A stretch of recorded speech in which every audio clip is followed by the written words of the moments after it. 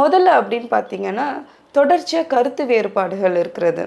அதாவது கணவன் மனைவிக்குள்ள அவங்களுடைய இன்ட்ரெஸ்ட், அவங்களுடைய தனித்துவம், அவங்களுக்குன்னு பிடிச்ச விஷயங்கள், இது எல்லாத்தையுமே ஃபேமிலி லைஃப்குள்ள வந்ததுக்கப்புறம் அதை இழக்கிறதோ, இல்ல அவங்களுடைய சிந்தனைகள், அவங்களுடைய டிசிஷன் மேக்கிங், அதாவது அவங்க சுயமா சிந்திக்கிற விஷயத்த அவங்க சில இடத்துல விட்டு கொடுக்க வேண்டிய சூழ்நிலைகள் வரும்போது அந்த கருத்து வேறுபாடுகள் வருது. ஸோ தொடர்ச்சியாக கருத்து வேறுபாடுகள் வரும்போது அவங்களுக்குள்ள ஒரு சின்ன பிரிவு மாதிரி ஏற்படுது.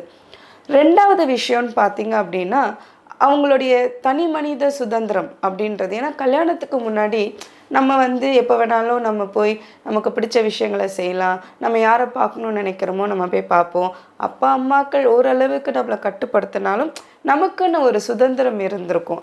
ஸோ அந்த தனி மனித சுதந்திரம் தடைப்படும் பொழுது அந்த மன வாழ்க்கையில் கணவன் மனைவிக்குள்ள ஒரு சின்ன ஒரு பிரச்சனைகள் உருவாகிறதுக்கான காரணமாகவும் மாறுது.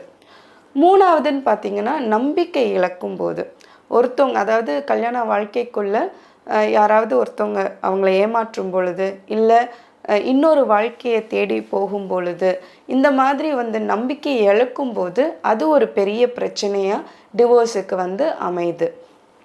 அடுத்தது பார்த்தீங்க அப்படின்னா, தொடர்ச்சியாக அவங்களுக்குள்ள சண்டைகள், தொடர்ச்சியாக அவங்களுக்குள்ள வார்த்தைகள் பரிமாறுதல், ரொம்ப கஷ்டப்படுத்துகிறமான வார்த்தைகள் பேசுகிறது, அதுக்கப்புறம் சாரி சொல்லிடுறாங்க.